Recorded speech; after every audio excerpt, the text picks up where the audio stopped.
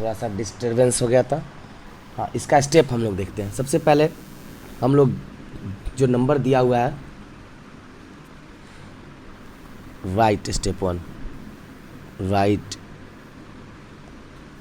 The given numbers. जो दिया हुआ नंबर है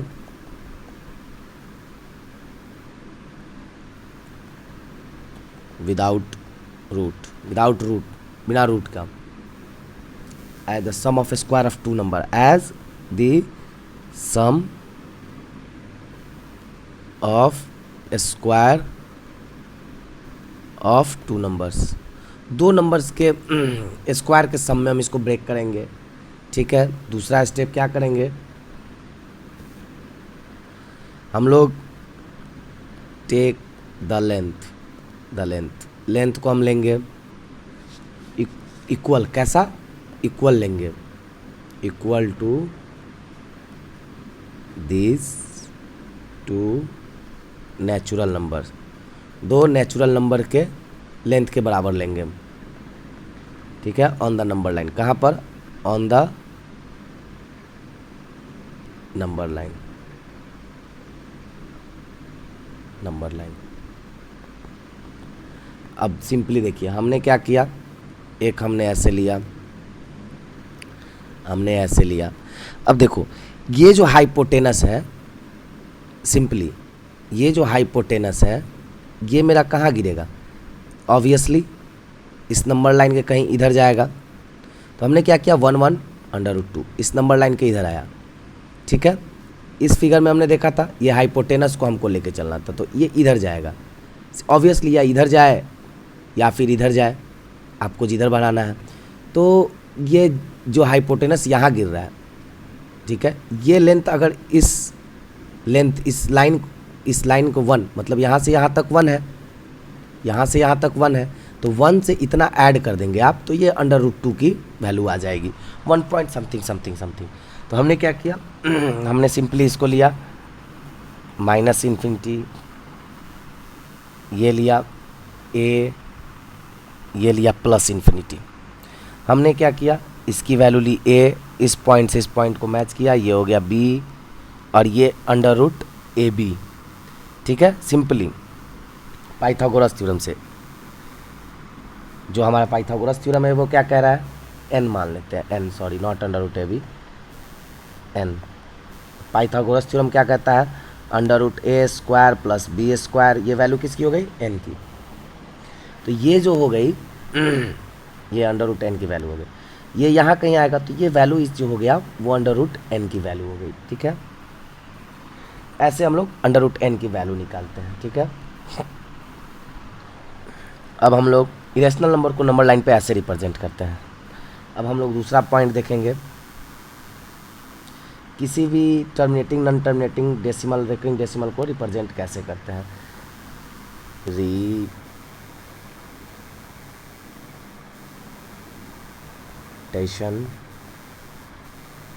ऑफ टर्मिनेटिंग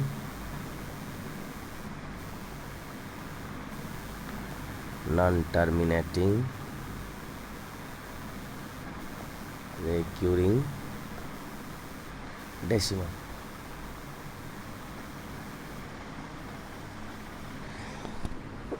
ऐसा कि हम लोग जानते हैं, सबसे पहले पॉइंट कुछ चीज़ों को हम लोग देखते हैं, उसके बाद कुछ पॉइंट्स को हम लोग देखते हैं। पहला पॉइंट्स, दो रेशनल नंबर्स के बीच में बहुत सारे रेशनल नंबर होते हैं, दो इंटीजर्स के बीच में भी बहुत सारे इंटीजर्स होते हैं।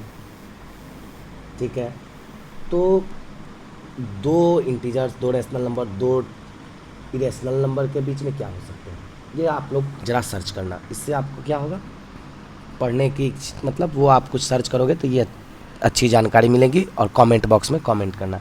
बट हमने देखना है कि किसी भी नंबर लाइन को रिप्रेजेंट कैसे नॉन टर्मिनेटिंग रिकरिंग डेसिमल को कैसे रिप्रेजेंट करते हैं, या टर्मिनेटिंग। जैसे हमारा कोई वैल्यू है 6.32 बार, तो ये देखिए ये क्या हो जाएगा, 6.323232। अब देखिए हमने क्या है, हमारे पास क्या है, ये 5 है, ये 6 है, इन दोनों के बीच में 1 2 3 4 5 6 7 8 9 10, ये 10 पार्ट्स में डिवाइड हो गया। अब सिंपली यहाँ से यहाँ तक भी जो ये जो पॉइंट है ये भी 10 पार्ट्स में डिवाइड होगा, 1 2 3 4 5 6 7 8 9 10, ठीक है। अब देखिए, अब इन दोनों के बीच में भी 10 लाइन्स होंगे सिंपली। तो जब आप मैग्नीफाइंग ग्लास या फिर जब आप इसको जब बड़ा करोगे, बड़ा करते चलोगे, तब क्या होगा, तब उसकी वैल्यू निकल जाएगी। जैसा कि हर एक को 10 इक्वल पार्ट्स में डिवाइड करते चलना है, ठीक है, तब जाके वो वैल्यू निकलेगी। रेशनल नंबर को क्या हम नंबर लाइन पे रिप्रेजेंट कर सकते हैं, ठीक है। अब यूक्लिड लेमा के बारे में हम लोग थोड़ा सा देखेंगे। आज इस चैप्टर को ख़त्म करेंगे और फिर हम क्वेश्चंस अगले क्लास में बनाएंगे। यूक्लिड डिवीज़न, इसका प्रूफ आपको एमएससी में वगैरह में पढ़ना है, बट सिंपली हम डिवीज़न लेमा को देखते हैं। A is equal to b q plus r, where 0 से बराबर या बड़ा हो और बी से छोटा हो। ए इज डिविडेंड,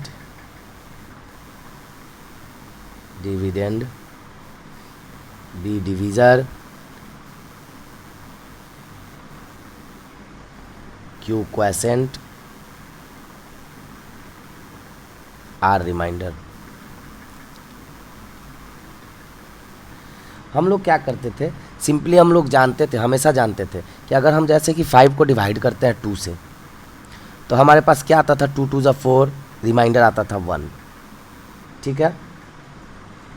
अब हम लोग क्या करते थे, ये जो डिविडेंड है, मतलब ये ए है, इसका वैल्यू ए है, ये बी है, ये क्यू है और ये आर है। तो हम लोग क्या करते थे, जैसे 2 को डिवाइड किए तो हम लोग 2 × 2 + 1 ये जब करते थे वो वैल्यू आ जाती थी ए के बराबर। यही यूक्लिड लेमा कहता है, ठीक है। या फिर अगर 4 भी आप रखते हो तो 2 2 ज़ा 4 0, यहाँ रिमाइंडर इस केस में आर 0 हो गया, तो 2 × 2 + 0 = 4। सिंपल है, इस चीज़ को आप सबको ही जानते हो, बट यही यूक्लिड ने इसको क्लियर किया, यूक्लिड साहब ने इस चीज़ को क्लियर किया। सिंपल है, छोटी छोटी बातों को क्लियर करके चला, ठीक है। अब यूक्लिड लेमा को हम लोग थोड़ा सा डिफाइन कर लेते हैं। It states that for any 2 positive integers a and b, there exist, इस साइन को हम लोग बोलते हैं there exist 2 unique whole number q and r such that a is equal to bq plus r such that r is less than equal to 0 but less than b। यही Euclid lemma कहता है। जैसे 225 हम रख लेते हैं, हाँ 225 को अगर हम डिवाइड करते हैं 15 से, तो आई थिंक 15 × 15 = 225।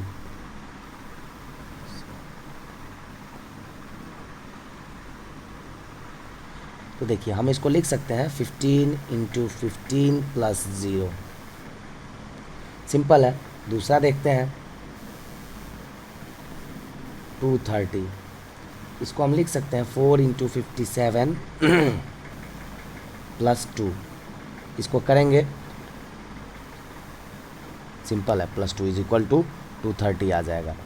तो ये जो लिखने का जो तरीका है, जो हम फर्स्ट और सेकंड को लिखे हैं, ये सिंपल वही यूक्लिड लेमा है। अब कुछ फंडामेंटल थ्योरम्स को हम देखेंगे।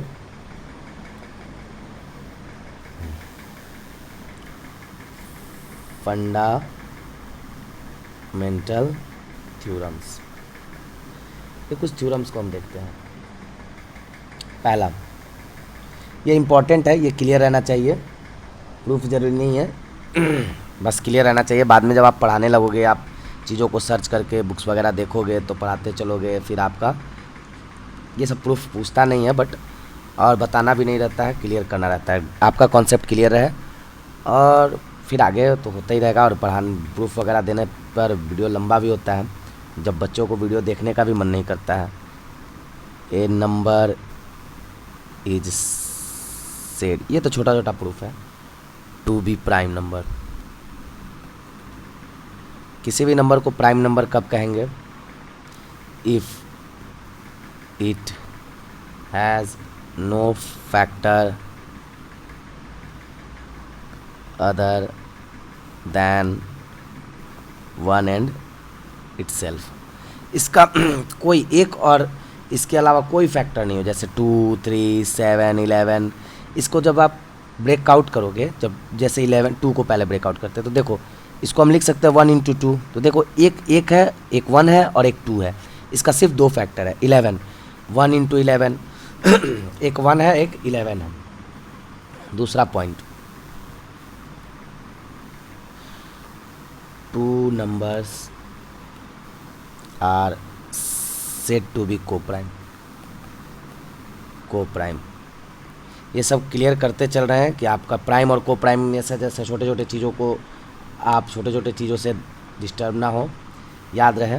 जैसे कब कहते हैं x एंड y, ऐसा कोई 2 नंबर ले लीजिए, इसको कोप्राइम कहेंगे जब x और y के बीच का जो कॉमन फैक्टर है, कॉमन फैक्टर क्या हो?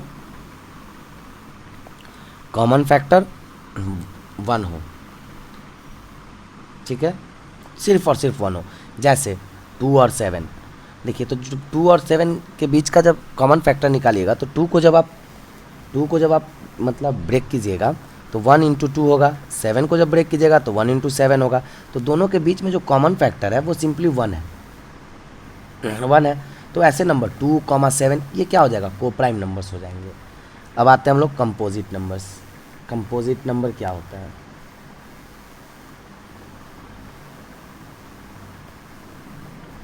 कंपोजिट नंबर क्या होता है? देखिए, ऐसा कोई नंबर जिसका कम से कम एक और इटसेल्फ को छोड़कर कम से कम एक फैक्टर जरूर हो। जैसे हम लोग लिखते हैं इसको, a number is said to be composite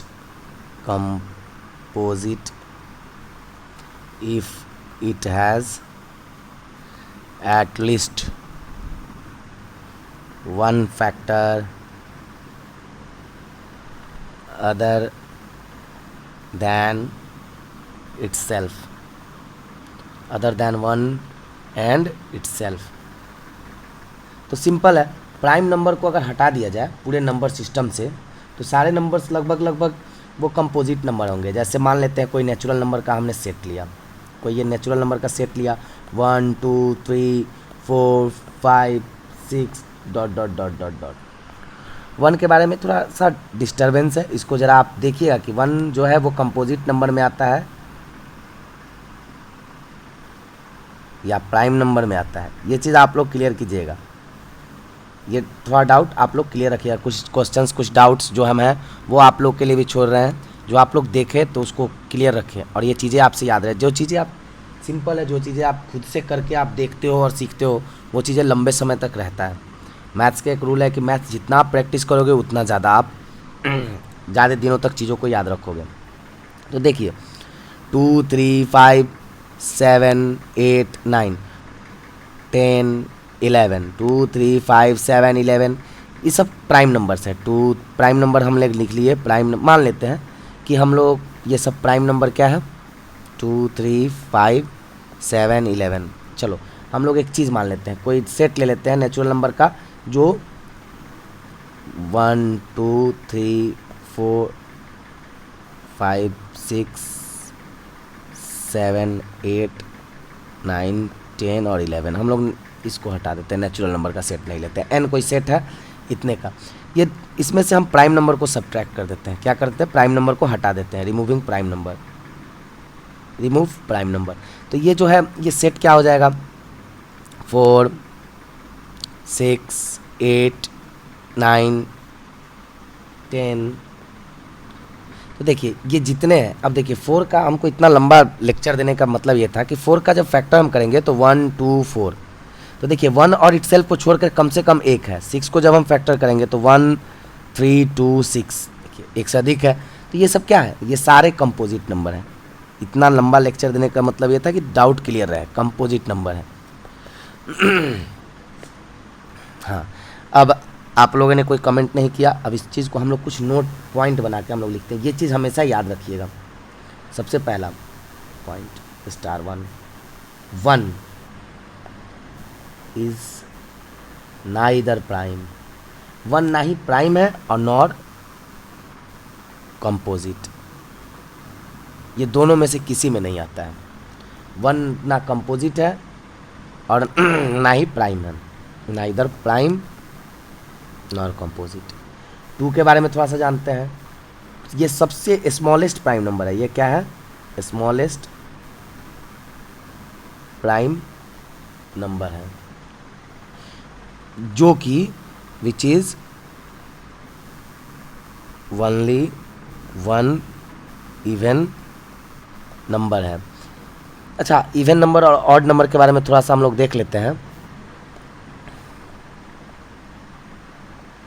थोड़ा सा हम लोग इवन और ऑड के बारे में देखते हैं। इवन नंबर का क्या है फंडा, कि कोई भी नंबर जो 2 से डिविजिबल हो, एनी नंबर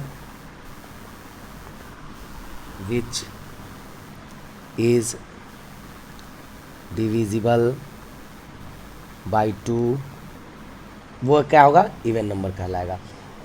ऑड नंबर के केस में क्या है, ऑड नंबर के केस में है which is not divisible by 2, which is not divisible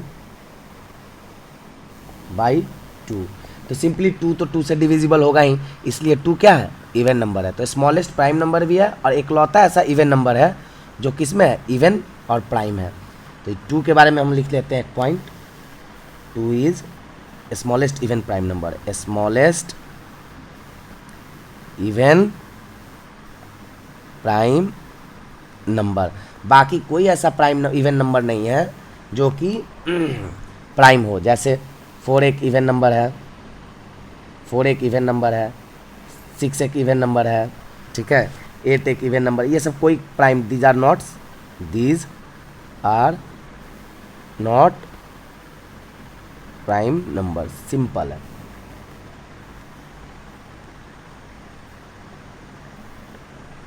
अब देखिए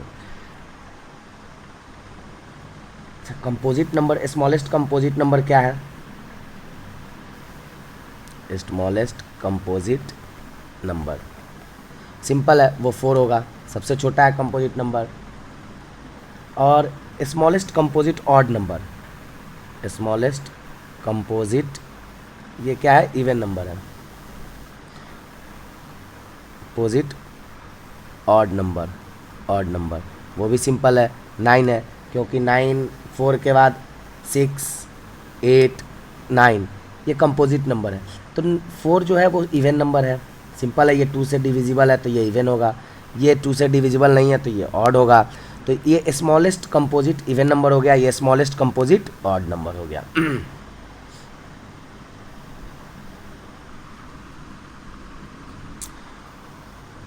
एक छोटा सा पॉइंट और देखेंगे, a pair of coprime number be can be, देखिए सिंपल, पहला दोनों प्राइम हो, बोथ प्राइम नंबर्स, जैसे 3 और 5।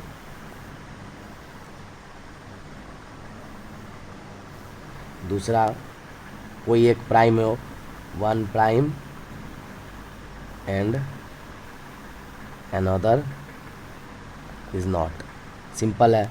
6 7 ये भी एक कंपोजिट नंबर है। या फिर दोनों प्राइम नंबर नहीं हो तो उस केस में भी हो सकता है को प्राइम नंबर, जैसे 8 और 15, सिंपल है। तो 8 का फैक्टर हो गया 1 2 4 8, 15 का को फैक्टर हो गया 3 5 15। इन दोनों में कॉमन फैक्टर क्या है, सिर्फ और सिर्फ 1 है। तो ये इसमें कॉमन फैक्टर 1 हो गया, तो ये भी कोप्राइम नंबर हो सकता है। अब थोड़ा सा कुछ लॉ ऑफ एक्सपोनेंट हम देख लेते हैं। Law of exponent for real number मान लेते हैं। चलिए देखते हैं। लेट कोई ए है जो ग्रेटर देन 0 है, बी ए रियल नंबर, ये क्या है, एक रियल नंबर है, एंड पी क्यू जो है वो क्या है, रैशनल नंबर है। रियल नंबर रैशनल नंबर लेके मतलब इन सब का जो कन्फ्यूजन है वो सारा क्लियर है। अब बहुत सारी चीज़ें अब क्लियर हो चुकी हैं, आप लोग बहुत सारे अब प्रॉब्लम्स बना सकते हैं। ये हम लोग लास्ट टॉपिक पे चल रहे हैं। तो ए का पावर अगर पी है और ए का पावर क्यू है, तो यहाँ बेस, इसको बेस बोलते हैं और इसको पावर बोलते हैं। इसको क्या बोलते हैं, बेस बोलते हैं, इसको पावर बोलते हैं। जब बेस सेम हो, सेम बेस हो, बेस सेम हो, सेम बेस, तो पावर क्या हो जाता है, ऐड हो जाता है, पावर ऐड हो जाता है। सिंपल है। तो ए का पावर पी इंटू ए का पावर क्यू, तो इस केस में क्या हो जाएगा, ए का पावर पी प्लस क्यू, पहला। दूसरा, ए का पावर पी और उसका पावर क्यू, तो इसमें हम लोग सिंपली मल्टीप्लाई कर देते हैं, ए का पावर पी क्यू। अब देखिए, जब बेस सेम हो और पावर डिवाइड में हो, इस केस में क्या होगा, ए का power p minus Q. Simply जब आप सिंपली देखो, किसी भी नंबर को हम 2 का पावर -1 है तो इसको हम ऐसे लिख सकते हैं 1/2, ठीक है, इसको हम लोग लिख सकते हैं। तो a का पावर 1/a का पावर q, 1/a का पावर q, तो ये क्या हो सकता है, a का पावर -q।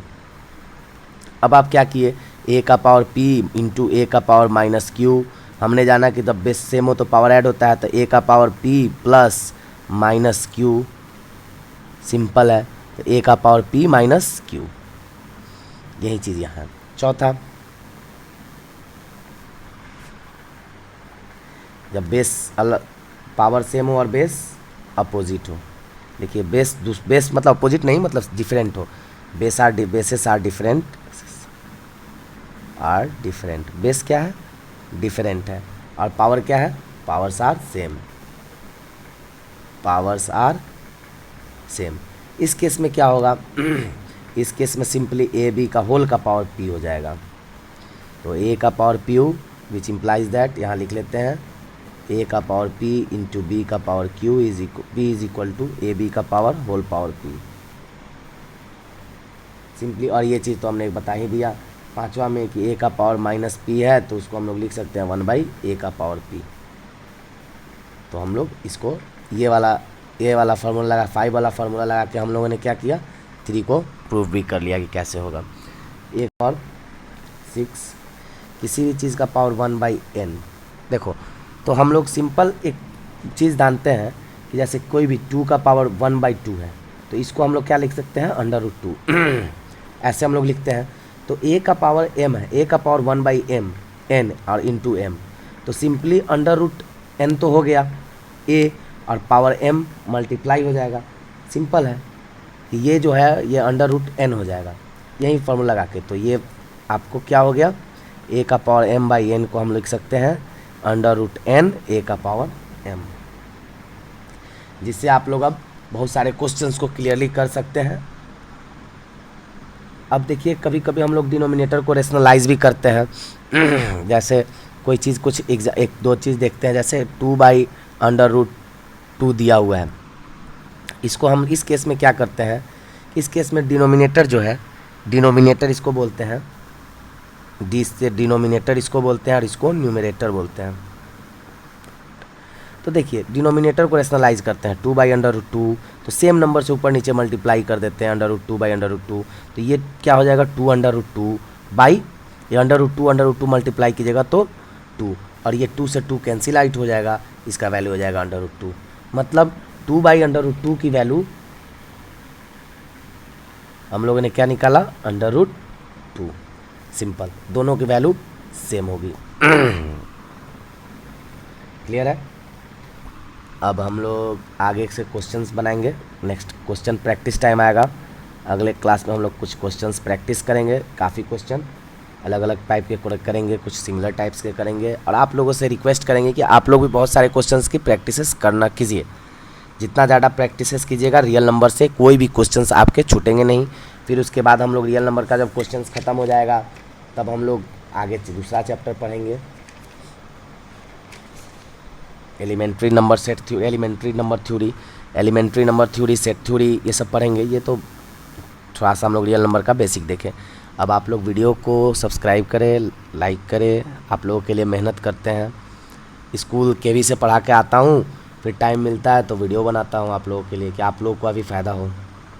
ठीक है, तो इसका फ़ायदा उठाइए आप लोग भी। और जनरली पहले आप लोग बेसिकली केवी, राजस्थान या डीएसएसबी किसी भी स्टेट लेवल का भी आप हाई स्कूल की तैयारी अगर आप कर रहे हो तो सबसे पहले आप जो मेन आपका जो सब्जेक्ट है उसको कंफर्म करो। उसके बाद थोड़ा सा करेंट अफेयर पढ़ना, उसके बाद फिर थोड़ा सा जनरल जीएस, स्टैटिक जीएस पढ़ना। ठीक है, और उसके बाद थोड़ा सा जो है वो आपको पढ़ना पड़ेगा compound interest, time and distance. तो मैथ्स का जो पोर्शन है वो मैं कंप्लीट कराऊंगा, उसको भी कंप्लीट कराऊंगा। जब ये ख़त्म हो जाएगा तो मैं वो जो जनरल मैथ्स है उसको भी कराऊंगा, रीजनिंग भी कराऊंगा।